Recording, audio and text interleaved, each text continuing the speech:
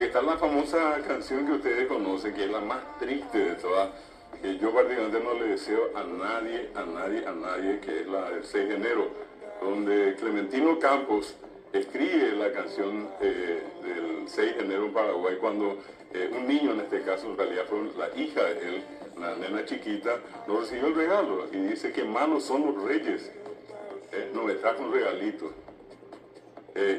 Y le pregunta, ¿por qué mamá? ¿Por qué? Y a todos los demás les trajo.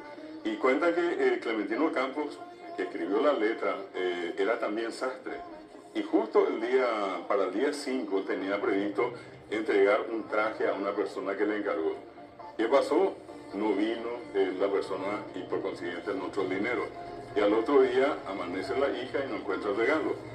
Y allí viene la canción 6 de enero, ¿verdad? Que es muy triste y que, vuelvo a repetir, ojalá en la medida de lo posible nunca le pase eso a ningún niño, ¿verdad? Que sea algo modesto, algo, hasta si se quiere, sin mucho costo y todo, simbólico, pero ese regalito siempre es importante. Pero, o sea que, profe, demasiado bajones, porque en compartir con el barrio, viste que hay una tradición también en los barrios, Salir que todo. salir, mira lo que me trajo los reyes, eso también es como que...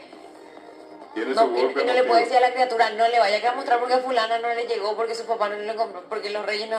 Por eso yo No, también sí. celebro, repito, sí, hay gente que está a favor y en contra, pero yo celebro el hecho de que las asociaciones, los grupos, los jóvenes del barrio, que se organizan, Sí. y siempre está el regalo sobre todo para aquellos que por alguna razón...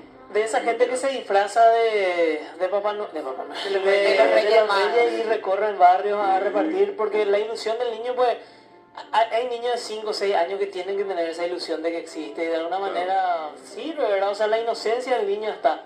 Mira, eso yo creo que es lo más grande, lo que te da también la pauta de lo que es la humanidad, ¿verdad? Porque en el fondo el ser humano siempre es bueno, se hace malo por el camino, ¿verdad? Y esos niños representan la bondad.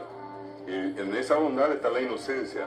De hecho, algunos de los colores que solemos elegir justamente para el tema de la Navidad, para el tema del Año Nuevo, incluye el blanco, que es el símbolo de la inocencia, la La pureza. pureza.